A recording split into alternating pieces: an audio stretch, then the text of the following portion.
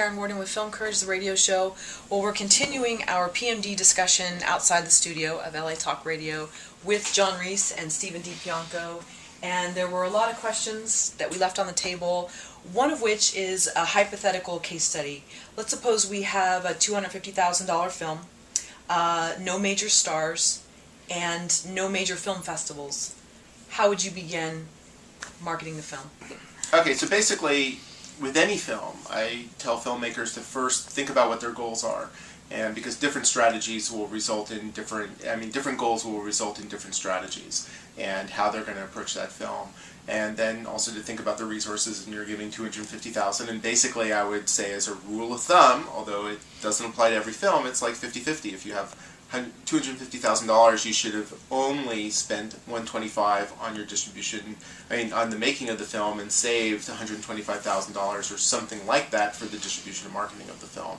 And then it also is audience-centric. It's like, who is the audience for the film, and your strategy will be determined by how you engage that audience. You know, how you need to find out where that audience receives information, and you need to figure out how that audience consumes media, and you have to think about what that audience is interested in and how you can engage that audience through the different kinds of media that you create. And one of the things that I think is very important is that filmmakers not just think about creating a feature film, and they don't necessarily need to go into a full-fledged transmedia project, but filmmakers need to start thinking about creating different kinds of assets that aren't just the EPK, that aren't just extra features on a DVD, but that are ways across platforms to engage audience. And so all of these things combined, I think that you're saying that filmmaker has $250,000 and made a film for $250,000 is at the film festival point where they finish the film and about to submit to film festivals. I think what I would say is be that filmmaker who has $250,000 and is about to make a film, but is then thinking about how you're going to make a film and then also engage audiences, how you're going to recoup your money if that's what's important to you, how you're going to get this film out to a broad audience if that's what's important to you, how you're going to develop yours and your team's career over time if that's what's important to you, and to do that from the beginning. And that if I have one mantra, that is to, at the very beginning of your project, think about not just how you're going to make your film, but how you're going to get that film out into the world and engage audiences. Because if you wait until you finish your film and you're submitting it to festivals, to me you've kind of it's not too late, but you've kind of shot yourself in the foot. You'll be in a much better position if you move and start that process much earlier and as close to inception, the better.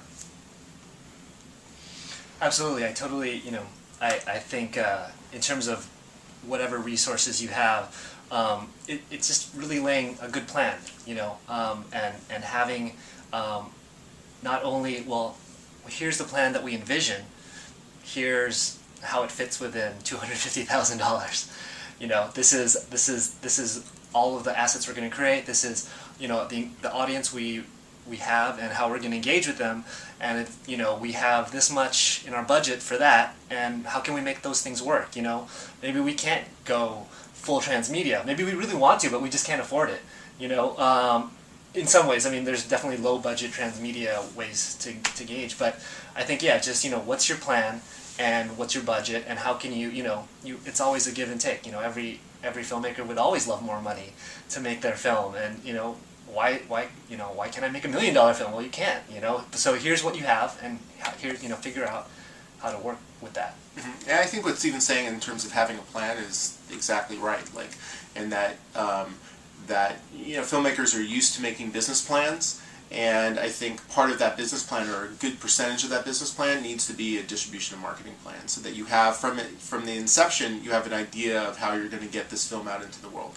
It doesn't mean that you're going to be lockstep to that plan, because as you discover who your audience is, your audience may not be the audience that you thought of at the beginning. It might be, it may not be. So you have to be pretty facile and be able to think on your feet and be able to adjust.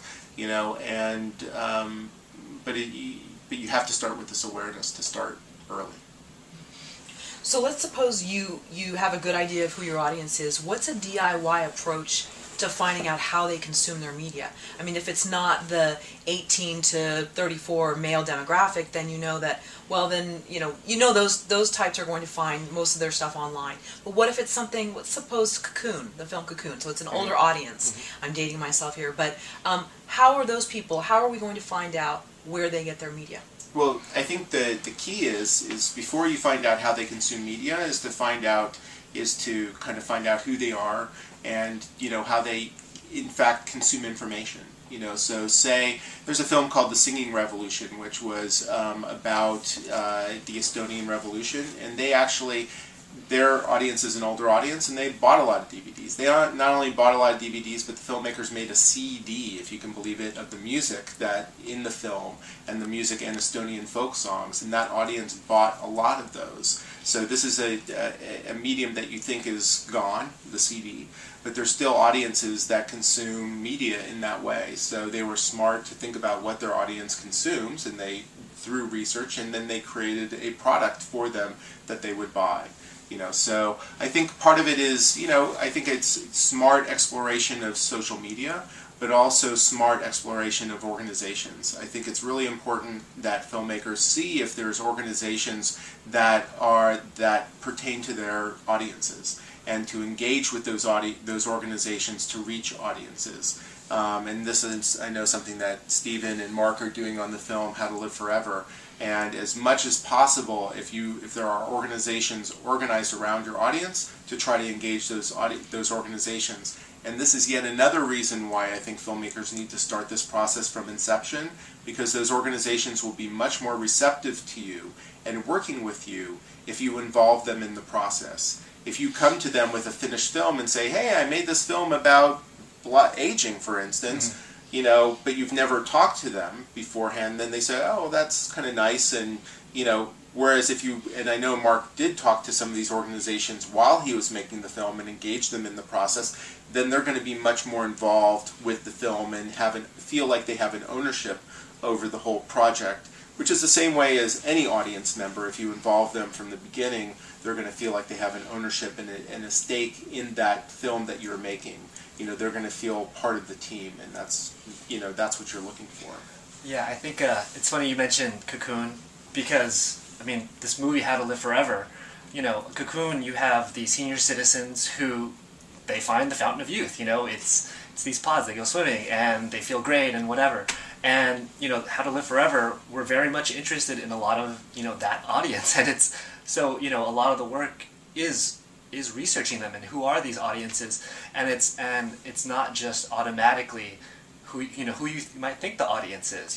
There's a whole variety of possible audiences who might be interested in this. Not just people who care about stories about senior citizens, and not just people who care about aging, but also, what about other people who care about health and exercise and nutrition, and it just one thing leads to another, and you're like, wow, this is.